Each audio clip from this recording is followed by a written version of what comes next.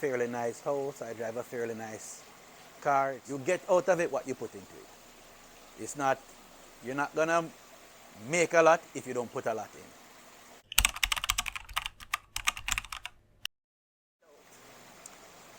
Oh, but we are truly blessed. We have our own, we're probably the only fish farm in Jamaica that has a relatively uncontaminated source of water, in that our source of water starts on the properties.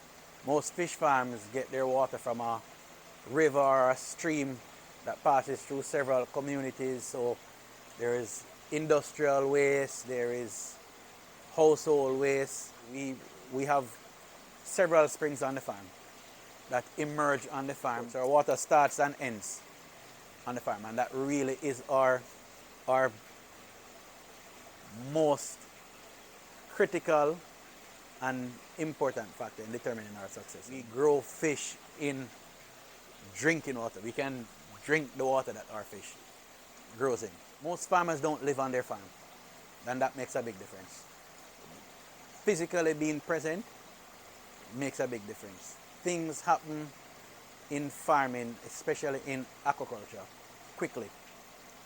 You know, you'll come and look on a pond in the afternoon at 4 or 5 when everyone is going home from work and everything looks great.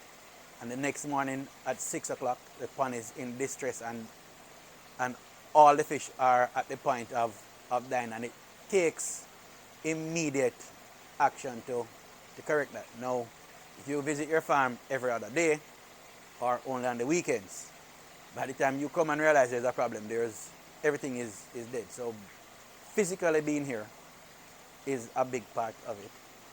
A lot of things we don't leave up to employees. Not that they're not capable of it, but the fact that they don't have skin in the game. You know, they don't see the critical importance of some things. I watch the fish being fed every single day. So I know day by day if something happens with the fish, if they're not feeding as well, and I can make immediate adjustments that same day. So you really need to have that kind of hands-on being there every day to really stay on top of things. Get information before you go into it. It can be a profitable venture, but it doesn't work everywhere. You have to have the right type of soil. You need a heavy clay soil to hold water. Before you think about getting into fish farming, the first thing you have to know is your source of water, because water is life. You can't grow fish without water. Once those two main factors are there, the right soil type and a source of water, then you need to know, okay, is your source of stock, fish stock, going to come from? Whether it's going to be from the government, whether it's going to be from a private farmer like ourselves. Depending on where you are in the island, there access to the young fish, the juvenile fish, may be a challenge.